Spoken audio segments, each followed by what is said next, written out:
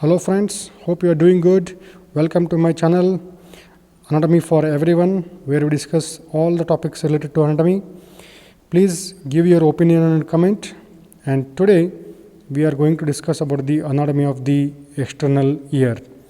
As Thomas Edison rightly said, we have 2 ears and 1 mouth, so that we should listen twice as much as we speak, because listening is one of the growth mechanisms, and a good learner is a good listener. So listening is very important in learning the new things, and listening is a positive act. You have to put yourself out to do it, according to David Hockney. And as you know, ear is a organ of hearing. Of course, to hear, both ears are important, but to listen, the part lying between the 2 ears, that is brain, it is very important. So hearing and listening are different. So you want to hear or listen. So what are you going to listen today in this video? We will see the introduction to the ear, parts of the ear, then external ear in detail, then parts of the external ear like ear pinna or auricle, external acoustic meatus, then blood supply of external ear, nerve supply of external ear, development of external ear, and clinical aspects related to external ear. So what is ear? As I already told you, hearing is a primitive sense, it is a survival skill, and ear is an organ of hearing and equilibrium. Hearing requires a sound source, a part to collect sound vibrations, part to conduct and amplify sound vibrations, part to convert that sound energy into nerve impulse, and an end organ to process that stimulus for a appropriate response. There are 2 ears, and each ear has 3 parts. 3 parts are external ear, middle ear, and inner ear. They are specific. They have a specific role for each function of the hearing or listening. You can see the external ear there containing the projection called as auricle, then a meatus. Middle ear contains the tympanic membrane with ossicles. Inner ear contains the cochlea and semicircular canals with vestibulocochlear nerve. And coming to the functions of each part, external ear, it collects and conducts the sound waves. Middle ear, it conducts and intensifies or amplifies the force of sound vibration. And an internal ear, it is concerned with the conversion of sound energy into a nerve impulse. And when you see the external ear, it has 2 parts, that is auricle, projection from the side of the head, and an external acoustic meatus from the auricle to the tympanic membrane. It carries these sound vibrations to the middle ear. So when you see here, you are seeing the model of the right ear here, you are seeing the projection, ear pinna and a canal, and a middle ear containing ossicles, and an inner ear containing cochlea and semicircular canals. So inner ear is mainly act as a receptor for hearing and equilibrium. From there you can see the vestibulocochlear nerve going from ear to the auditory cortex, that is a part of the temporal lobe. So hearing is a survival skill and involves all these parts. And when you see here from the external acoustic meatus or auditory canal, the sound vibrations are traveling and striking the tympanic membrane, causing the movement of tympanic membrane and ossicles, so that fluid in the cochlea moves and produces the sense of hearing. And when you see the external ear, the external projection part is called as ear pinna, that you can see in the green colored area, and you are seeing a canal. So first we will see auricle. So what does auricle do? It collects sound, help in sound localization, and most efficient in directing the high frequency sounds to the eardrum. As you know, human ear is sensitive to the sound frequency from 20 Hertz to 20,000 Hertz. It may be affected with the age or in different conditions. So what is auricle? It is a trumpet-like undulating projection from the side of the head. It consists of the yellow cartilage covered by skin, which is contains with the cartilage of the external acoustic meatus. And the lobule of the ear does not have this cartilage. It contains the fat and connective tissue covered by skin. And when you see the auricle, it has 2 surfaces. one towards the head, that is medial or cranial surface, and one lateral surface. Lateral surface is irregular. What you are seeing here is lateral surface and presents a concavity directed forwards and laterally, as if like a dish to collect the signals or sound vibrations. And when you see the lateral surface, it is irregular because of the different foldings and depressions you can see, and it is continuous with the external acoustic meatus medially. You can see different parts there: helix, antihelix, tragus, antitragus, concha, and antihelix has superior and inferior crus, and lobule of the ear, which is deficient in the cartilage, which is the site of pricking for earrings in some cultures. And when you see the helix, it is a peripheral rim or a prominent rim of the auricle, and inside and in front of the helix you will see one more parallel rim, that is called as antihelix. Above it will diverge into superior and inferior crus, enclosing the triangular fossa there.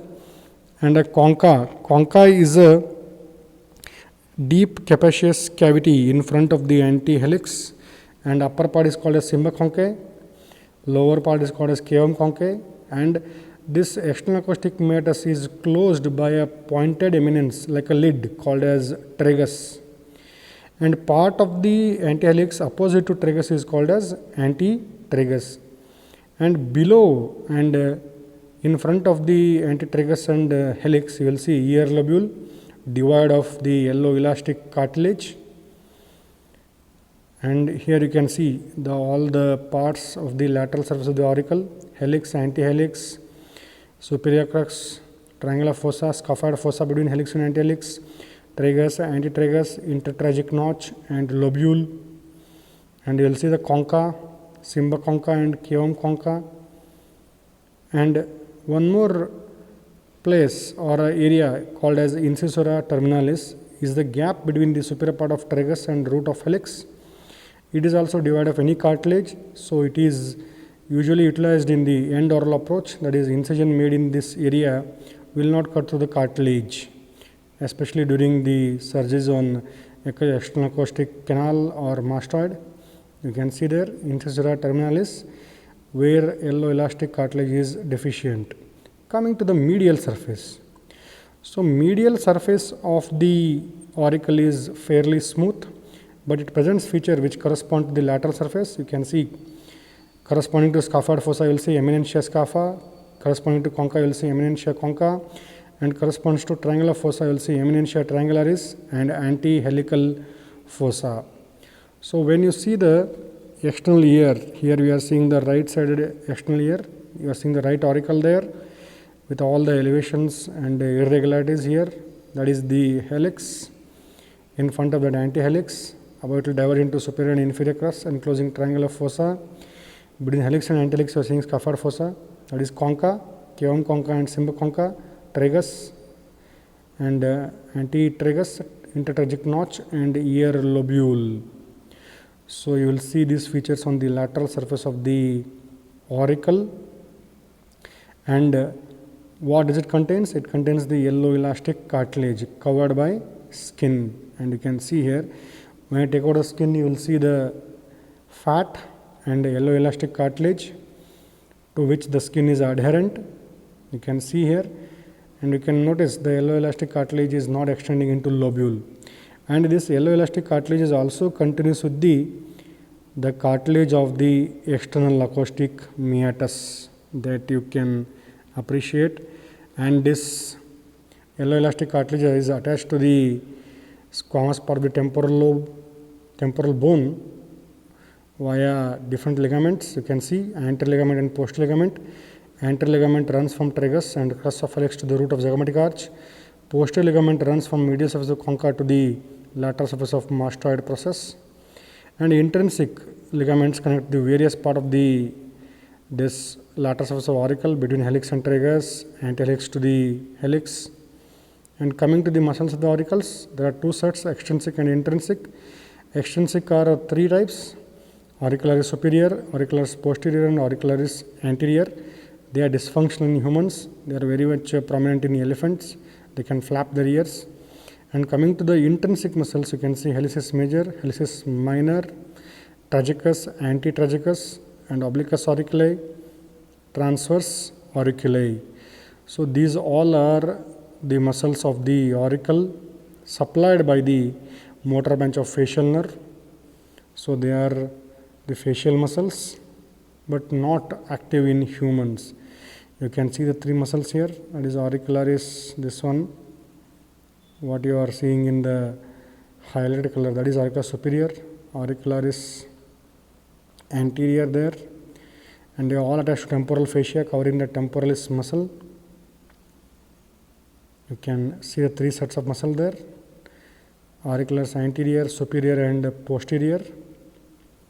They are all attached to the temporal fascia and temporal bone. And you can also see the intrinsic muscles there, small intrinsic muscles.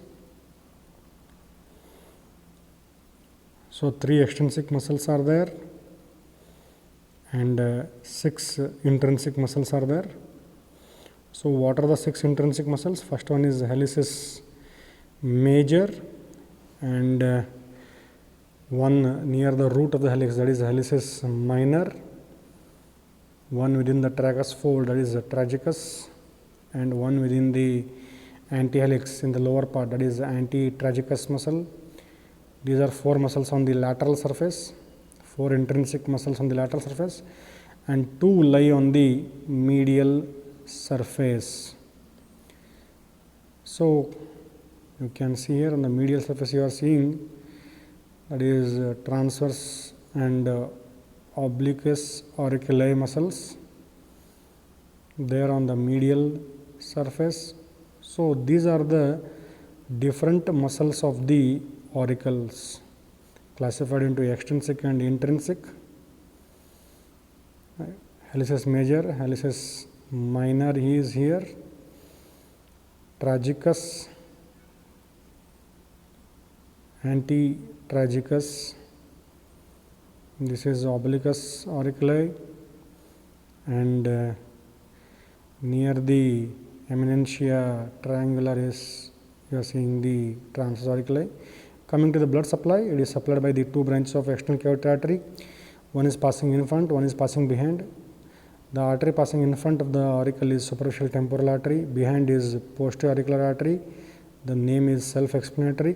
You can see there, these 2 branches come from external cavity artery. Their auricular branches supply the auricle. You can see one is going in front, that is superficial temporal artery. You can feel the pulsations just in front of the tragus. And coming to the nerve supply, the lateral surface is supplied by the auriculotemporal nerve in front and greater auricular nerve posteriorly, whereas the medial surface, upper part is supplied by lesser occipital, lower half is by the greater auricular nerve, and the concha part is supplied by auricular branch of vagus. You can summarize the nerve supply here. Medial surface is supplied by lesser occipital nerve and greater auricular nerve, branch of cervical plexus. Lateral surface is by the auriculotemporal nerve and great auricular nerve, whereas the motor branch is by the facial nerve. You can see that is the great auricular nerve dividing into an auricular branch and a mandibular branch. Mandibular branch supplies the angle of the mandible. The auricular branch supplies both the cranial surface and lateral surface. That is the auriculotemporal nerve. You can see the 2 rootlets. Auriculotemporal nerve is a branch of posterior division of mandibular nerve that we have discussed in detail in infratemporal fossa. The 2 roots are there in auriculotemporal nerve surrounding the middle meningeal artery. So this is a great auricular nerve, and one more nerve giving the sensory innervation to the auricle is lesser occipital nerve. It is also a branch of cervical plexus. You can see there. So 3 nerves, auriculotemporal, the great auricular and lesser occipital. Coming to lymphatic drainage, the anterior part of the cartilaginous part is drained by preauricular node, posterior part is by the retroauricular node, and lobule is by the deep cervical or supracervical lymph nodes. And coming to the external acoustic meatus, it extends from the bottom of the concha to the tympanic membrane. It is not a straight tube. It carries the sound vibrations collected from the auricle to the tympanic membrane. So it is a S-shaped canal extending from the bottom of concha to the tympanic membrane and 24 millimeter long along posterior wall, not a straight tube, and divided into two parts. Lateral 1/3 is cartilaginous, medial 2/3 is bony, and it has three regions. Pars externa, it is directed upwards, forwards, and medially. So these three parts are from lateral to medial. Then pars intermedia, directed upwards, backwards, and medially. Pars interna, directed downwards, forwards, and medially. So it is not a straight tube, it is a S-shaped tube. You can see here from lateral to medial, pars externa, pars media, and pars interna. This knowledge is very important whenever you go for the ear examination. So this is just a schematic shape. So during the otoscopic examination, pinna is pulled upwards, backwards, and laterally to make it a straight tube. During the examination, you can see the consultant is pulling the ear upwards, backwards, and laterally and putting the otoscope there to have a clear view of the canal and tympanic membrane. And coming to the cartilaginous part, it forms the lateral 1/3 and it is about 8 millimeter long, continues with the yellow elastic cartilage of the auricle, and presents deficiencies in the cartilage part, that is called as fissures of Santorini, through which the infection from the pyoid and mastoid can come to canal and vice versa. Bony part, it forms the medial 2/3, 16 millimeter long, narrower than the cartilaginous part, and has a tympanic plate of temporal bone forming the roof and forming the anterior wall and floor, and squamous part of temporal bone forming the roof and posterior wall, that we have discussed in detail in the osteology of norma lateralis. In the same channel, please go and see or refer the norma lateralis part. And tympanic sulcus is present at the middle end of the canal. Tympanic membrane lodges obliquely in this sulcus, so that anterior wall and floor appear longer than roof and posterior wall, and the bony part presents hiatus of Hashke from in the anterior wall of the bony part, covered by fibrous membrane due to incomplete ossification of tympanic plate. You can see there.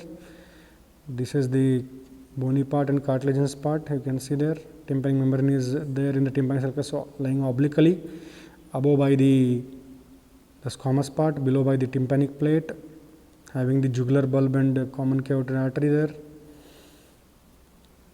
So this canal presents two constrictions, one at the junction of cartilaginous and bony part, and one more constriction is called as isthmus, present 2 cm deep to concha, narrower than the first constriction, and deep to isthmus, anteroinferior part of the canal dips forwards to form a recess between canal and tympanic membrane. It is very important. We should cross this junction or area in case of foreign body removal carefully.